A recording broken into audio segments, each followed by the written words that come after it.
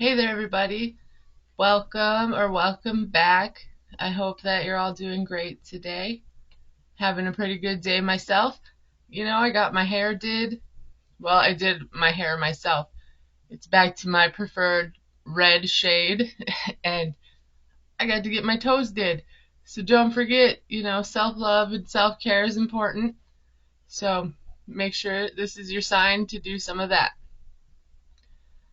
Otherwise, today we're going to talk about Match Me Abroad, Season 1, Episode 10. I have made a match for you. My eyes and ears must be deceiving me because these are all really nice stories. And it's happy, and I enjoy that. It's refreshing. So I'm going to start off today with Susan. Our girl Susan and her puppy Calliope are packing up and leaving Colombia. She's happy that she took a chance and did something wild. And she's also a little bummed to be leaving so soon after meeting such a great guy. She had 2 very great dates with Mauricio. So Juan gets a hold of her. He's having a last-minute meetup with her on the rooftop. They're going to discuss her date and a little bit of her journey. Give her things to reflect on and just overall see how they did. So she did say that Mauricio and her talked and they're going to keep in touch. He's going to, let her know when he has set dates to be in New York, and they're going to go from there. And she's also definitely going to miss Juan just a little bit, but everyone make sure they don't tell him that. She said he did a job well done, which is a high compliment from her. She was a little iffy the whole season about if she liked his methods. So Juan is also reflecting, and he's calling her challenging and picky, but he says difficult things are more rewarding in the end. He has some champagne ready. He's going to give her a send-off, sort of the same way he welcomed her, except this drink is a lot better, I guess. Susan, tells him she liked how Mauricio asked her questions. She felt that he was genuine. He was actually interested in her answers. And, they're going to keep in touch. He's kind, tender, and intelligent. He's checking all the boxes. And Juan is just kind of, looking at her, and he just thinks she has such a big change. And she's like, what? No, I didn't have a big change. She's just been single so long, and she just accepted that that was going to be how things were, and it took her a little while to open up to that. But she did think it was nice to be pursued again. I think she got a little bit of a spark back. She realizes that she was confrontational and, maybe not confrontational, but she fought Juan a lot. And she does think that his process did work and that his encouragement along the way works and helps. And, he noticed that Susan went from being guarded to laughing and being more open. And, even if she won't admit it, she has changed working with him, and he's glad that he could help her. He's also sad to see her go, but he considers her and Mauricio a success. And, he hopes that she can keep working on herself and understanding her feelings. So basically, I think he wishes therapy for her in a nutshell. And she feels like she learned a lot, and maybe she didn't find love, but she found, a great man to get to know. She has new understanding of herself, and she's okay opening up a little and putting herself out there. So I definitely wish the best for Susan, and I appreciated getting to see her journey. And it was probably a big deal for her to open up like that to the world. So she should be proud, and Juan is right about everything he said. She did great. And I hope nothing but the best for her and Mauricio in the future. Hopefully they get to meet up soon. Alright, next let's move on to Mark. He is in the car heading on his second date with Huda. She definitely likes what he's wearing a lot more today than the suit. She said the suit made him look older. And, he feels a spark and an interest between them. So maybe she just could be his forever person, right? He's nervous because she's young and he doesn't want to waste any days finding out if she's the one. He wants to know now. I think that's a theme amongst all these people. So Nina says that she matched them because Huda is family oriented, she's an entrepreneur, and they hit it off. She liked him and so did her family. And that's good because I wasn't sure how to read the interaction with the family. They seem to enjoy teasing him, but that can be a good thing too. In my family, we tease each other all the time. So they get to their date. It's a beautiful garden. There's an awesome pool. We find out that at first Huda didn't like Mark because she thought he was too old. But she thinks he's funny, and that helped change her mind.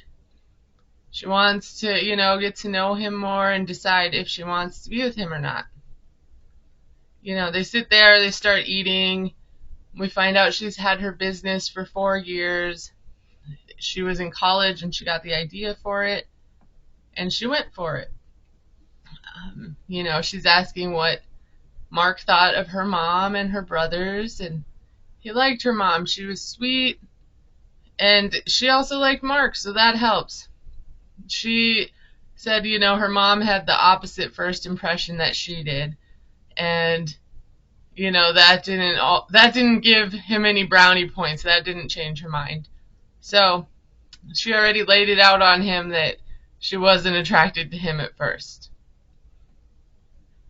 He's like, let's go put our feet in the water, and she kind of says no. It seems like she's scared he's going to push her in or something.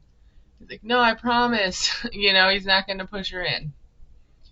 But she does think that this is better than the first date. She's feeling more comfortable this time. And I think that has to do with the, lack of formal wear that was required on this date. I do appreciate that when she was teasing him about the suit, he didn't say, Nina made me do that. He didn't throw her under the bus. He just had a laugh with her. So they're sitting in the water, they dip in their toes, and he asks her if he can kiss her, or if it's okay to kiss on the second date there, because, he wants to kiss her. And she's like, no, you have to wait till marriage. And he laughs and she laughs, and I think he really thinks it's a joke. But she says it isn't, that's the culture and the religion, and he's almost looking at her like, no way, you've never kissed anyone, or you don't follow that. And I'm guessing even if she didn't, she wouldn't break the rules of her religion on camera. That's a little, more extreme. So he just feels really out of his element because, according to him, dating in America, you can tell if a date's going well from the amount of physical contact you have. And he said, in Morocco, it's just the same from date 1 to marriage, so he doesn't know how to gauge it. So then, she starts asking him if Nina has other matches for him to meet. And he says, yeah, he thinks there's one more. And she's like, so you're with me and you agreed to meet with other people? And he's like, well, I have to. I agreed to all of this. And she's like, well, what, did you sign a contract? You don't have to. He's like, well, I gave my word, It's like, I thought you knew I was in a matchmaking service. So basically she tells him if he sees someone else after seeing her, then they're done, because that's disrespectful to her. And then she tries to say, she thinks he sees women as objects and he can just pick one.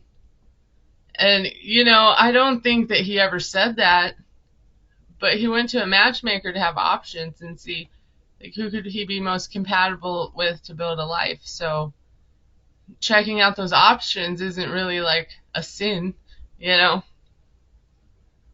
So she says something that I didn't quite understand about, she met him and he met her family, and, I do think he was forced to meet her family. That was like her idea, but. And then she asks if it's normal to have a second date with someone and then plan on other dates with other people. And he's like, yeah, that's how it works in the real world.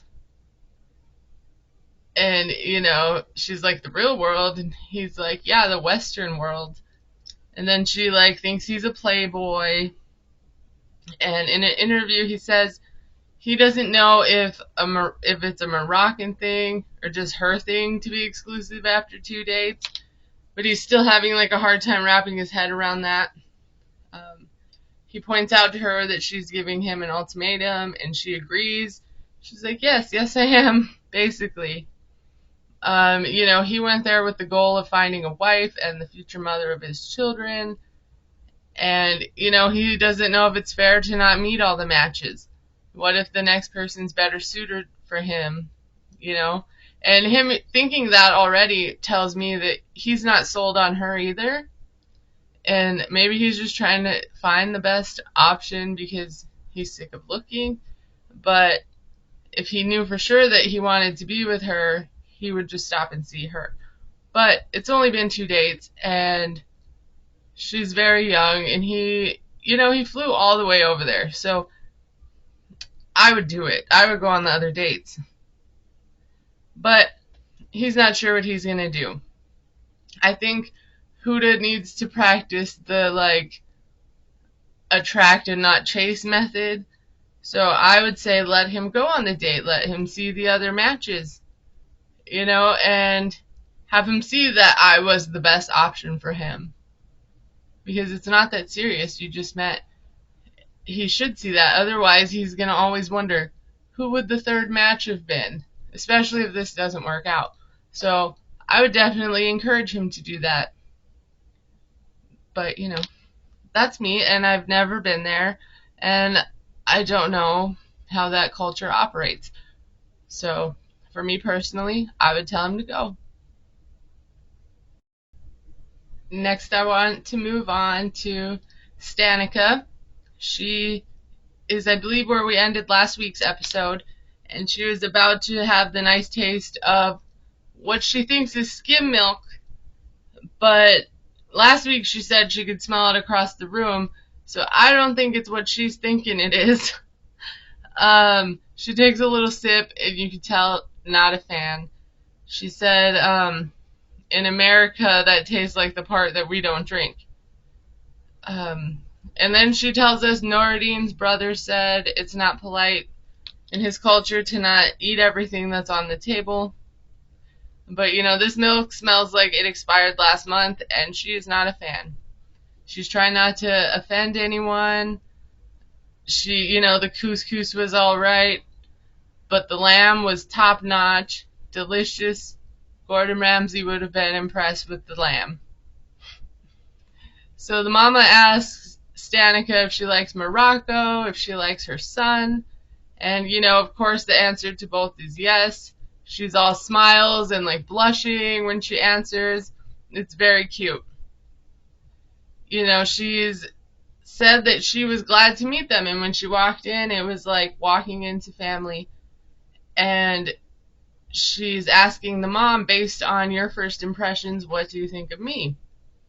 The mom's happy with her. She thinks she's funny. She smiles. And that's what matters. She's happy that her son finally found someone. Stanika asks how the mom feels about dual citizenship, or, is she wanting her to move to Morocco? Noradin does a great job, explaining to his mom what she is asking and explaining to her what they have talked about. He's like, I could find work there, or she could try to come here. They could go back and forth.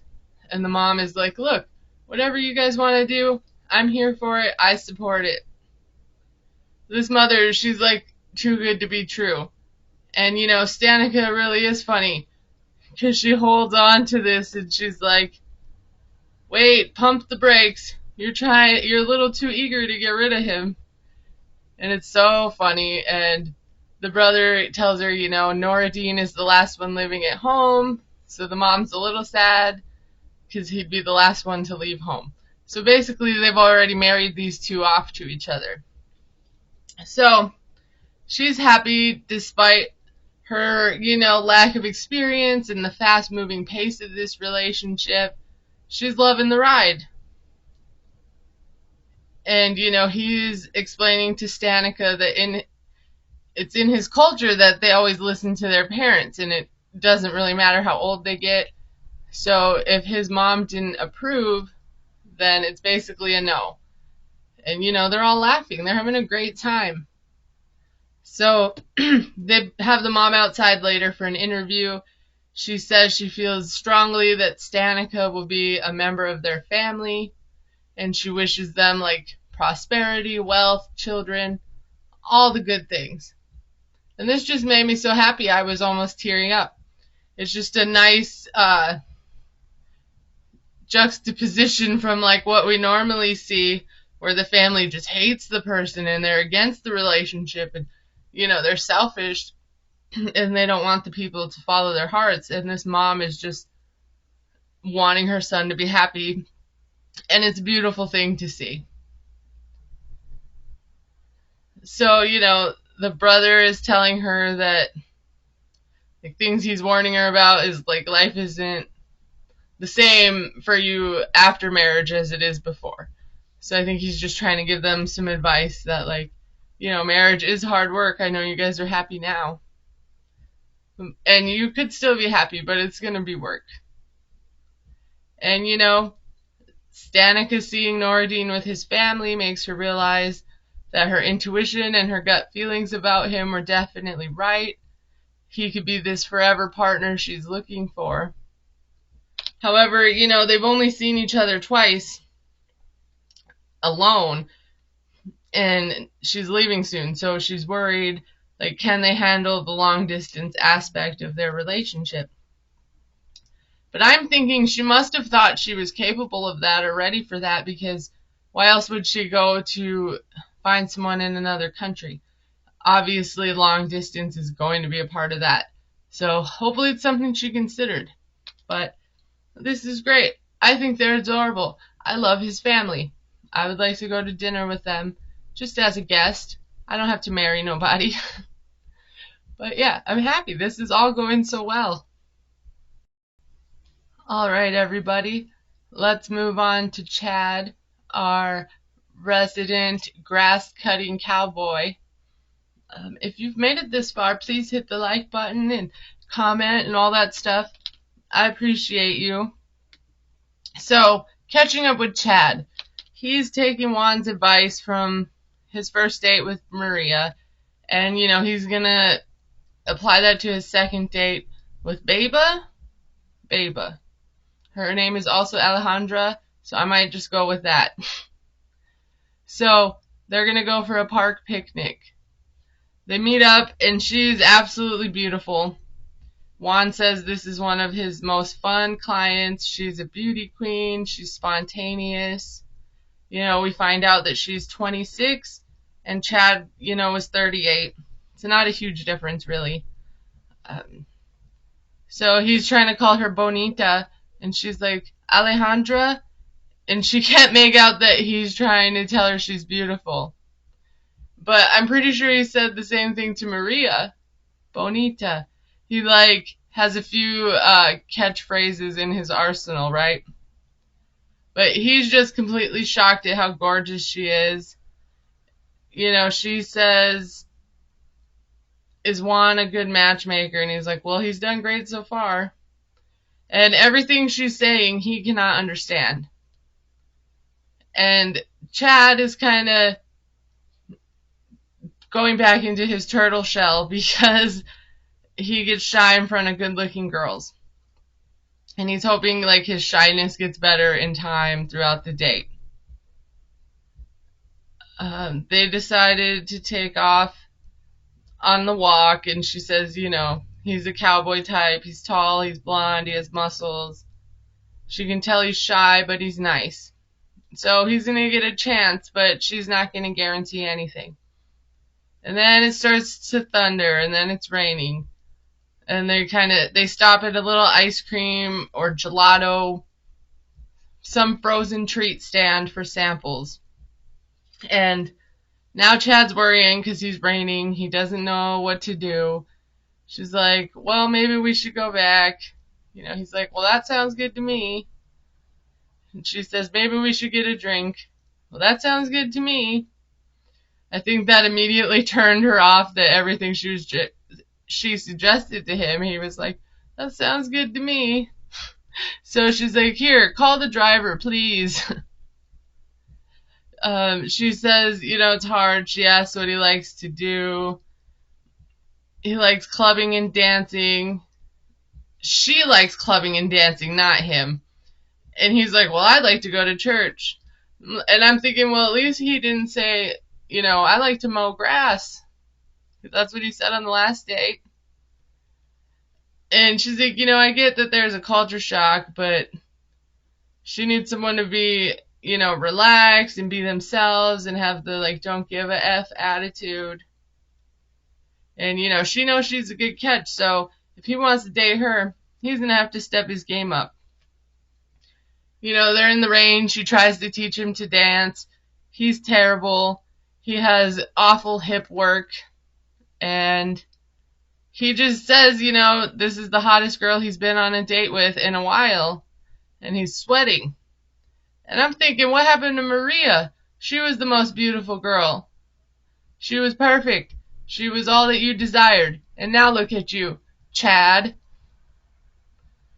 So they're heading to his hotel for drinks.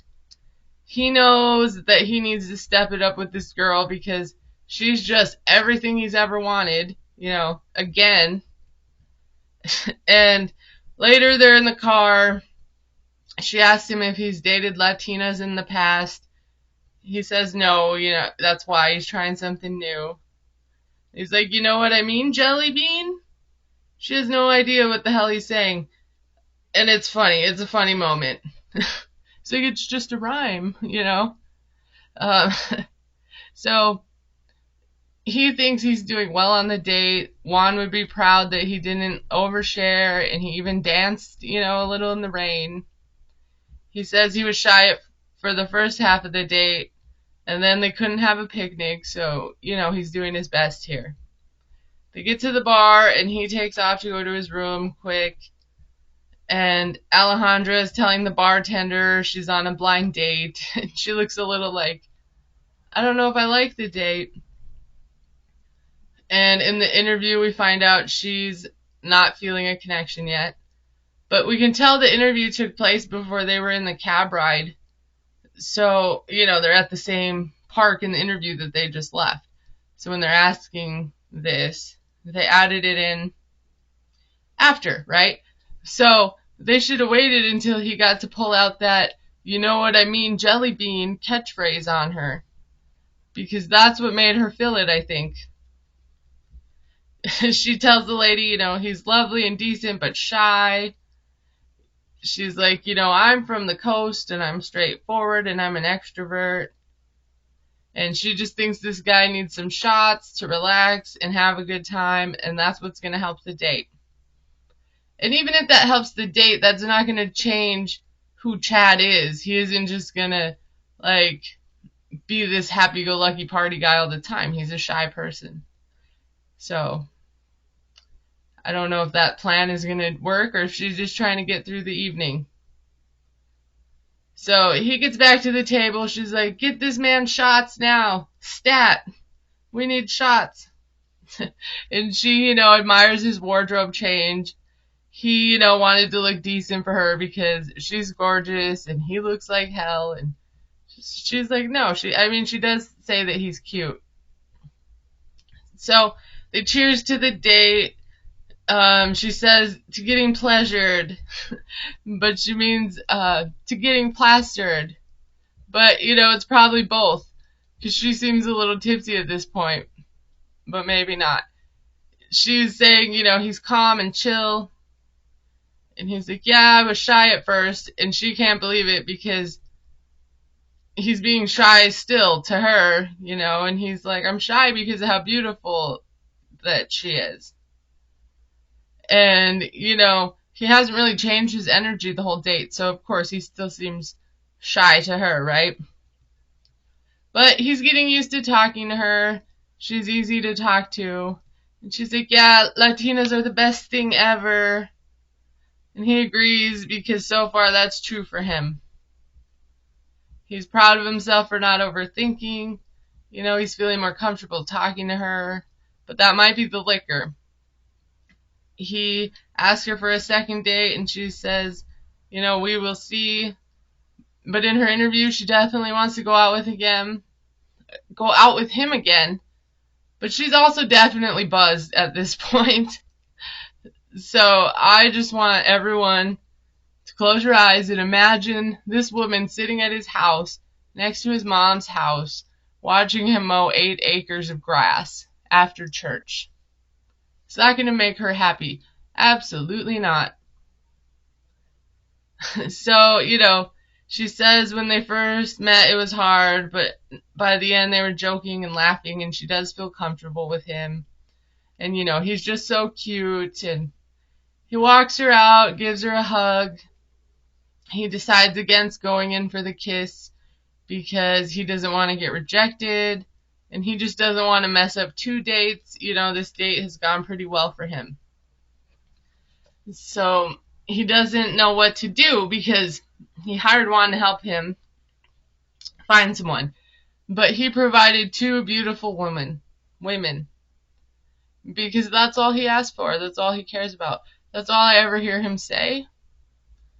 And hopefully we get more depth with this guy or something. I think there's only 1 episode left. I'm pretty sure there's 1 episode left. So either they're going to make us wait to see Chad next season if there is one, or I really don't know. Between him and the other girl in Prague, I feel like we're getting half storylines with them, so maybe that will be another season thing. I don't know. I just don't see it ending next week, but let me know what you guys think. I'm sure we'll all find out together. Alright, let's wrap it up here with my favorite. I saved my favorite for last. Of course, Harold. He is meeting up with Katerina, and she's excited to hear his news. I'm sure she knows that it went well because she probably got Michaela's side of the story before this, I'm guessing. So, he told her they hit it off, and, she's super excited to hear that. He tells her, Michaela's the one he's been dreaming of. She's smart, talented, kind, warm-hearted. She's all the things. And even better, she likes Harold. So he's happy. He said they had a spectacular day, night, and morning. And, he's just so cute telling her everything. And she seems genuinely interested and happy. He tells her about the kiss, how Michaela was kind of the one who leaned in for it, and he, sealed the deal. And she's shocked that they also had a morning yoga date, and that, Michaela was the one who suggested it, and she bent Harold over and turned him into a pretzel, I guess, which is how he felt. That was the cutest little date, though. She's happy for him.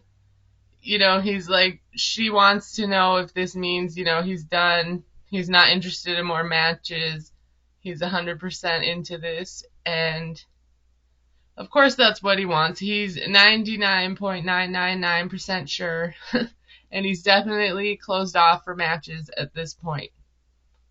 So she's asking him what's next. And he's, going to go meet her and see her home and meet her family.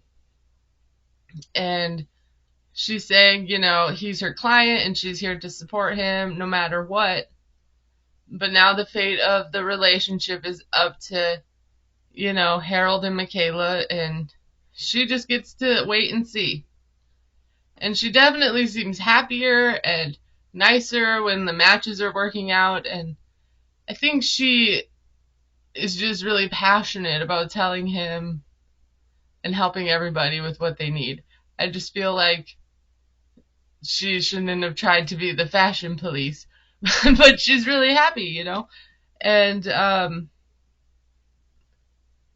he knows that this is going to be like close to the last time that he sees her, and he wants to make some kind of grand gesture to show her like a promise of his commitment and things to come.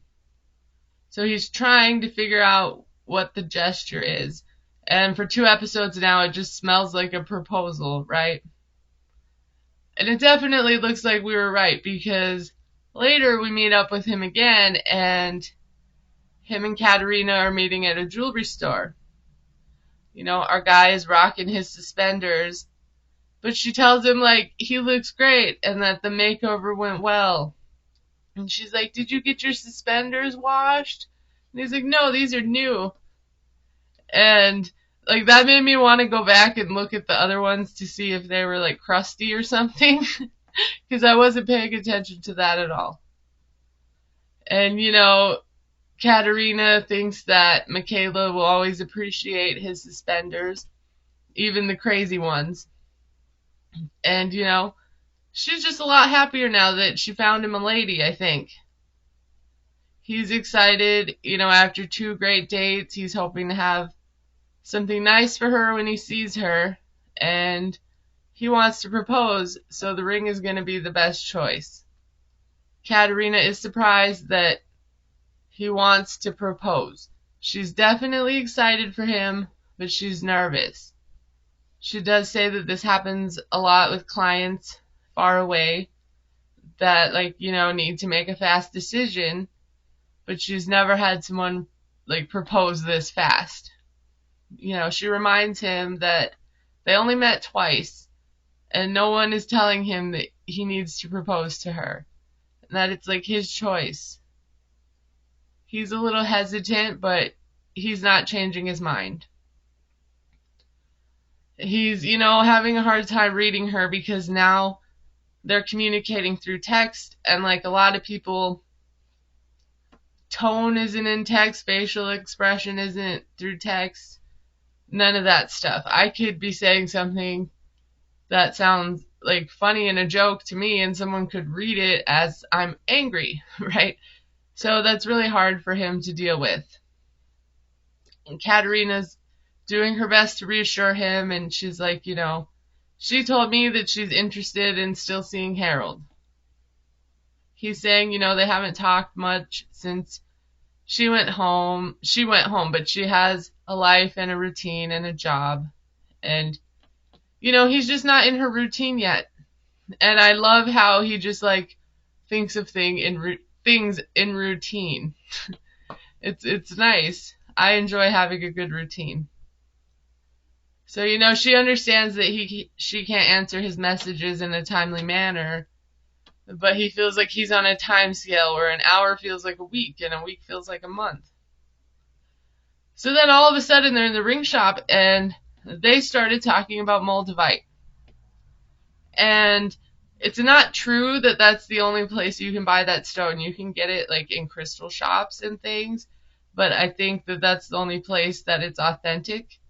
A lot of people sell fake crystals, and that's definitely one of them. But it is a meteor, right? They're little pieces of a meteor. And a little tiny chunk that I saw once was almost $300 just for the Moldavite. And what it does is it removes all things not meant for you, for your higher good, almost instantly, right? So people have bought Moldavite and then they lose their job, because they need to find a better job, or all of a sudden they break up, things like that. It's definitely, to me, as someone who's a crystal nerd, that I would want on an engagement ring. I don't even know if I want it in my house. It's very powerful stuff for people who use it and believe in it. And it does not scream engagement ring to me. But it was nice to geek out a little bit that they talked about it. So Katerina is telling him, not to do it if it doesn't feel right. He doesn't need to push himself. That's when he decides to take like a walk around the block to think about things. And she's like, yes, take your time. He's in this place where he's worried that she's going to forget him. And he wants her to think of him often, because I doubt he's going to stop thinking about her and, playing out their whole life in his head how he thinks it should go. He feels like he's been through the pattern of slow declining messages before, and then eventually they stop and he gets ghosted. And that's not what's happening here, because he's not accustomed to her normal messaging style. And she said she was working 12-hour days that whole week. So most people aren't on their phone at work, or they get in trouble if they are. And, he should just remind himself of that. He should write a note on his phone. She's at work, it's okay. But, anxiety sometimes makes rational thinking very hard. And I can't imagine what it's like, being autistic and trying to control your hyperfixation and your thoughts. Because, like with my kids, if my son wants a bag of chips, and he can't have the chips, it's a pretty, big fight. Or if he wants to go outside, but, it's 40 below, so he can't go play. He doesn't understand that, and we have, like, hours where we're fighting over this struggle. So it's going to be hard for him, I think, to control these thoughts. And hopefully Michaela's, like, understanding through that. And I think she could be. So, he's afraid of being ghosted. He's already kind of breaking his own heart, feeling like this isn't going to happen. And I think he just wants and needs answers. And, we're going to have to wait and see if he decides to get the ring. I'm sure he will. And, hopefully next week it goes well for him. I'm really rooting for him. I know that it's super fast, and I'm just hoping she receives it well and they at least end up continuing together, even if she declines the proposal but wants to be with him, or they make it a promise ring instead, or something like that. I just hope they continue to get to know each other, because from the, little bit we've seen them together, she seems to be good for him and accepting of him, and like she has some patience in there, right? So that was this week's episode. I'm excited for next week, the finale. I do have people coming into town, so I'm going to try my best to get that out in a timely manner. But it will happen, and I appreciate you all for watching, and I really hope you have a great day or night, and, spread some happiness out there, take some deep breaths, and just do something nice for yourself. I think that does a world of good right here. So, have a good day, everybody. Bye.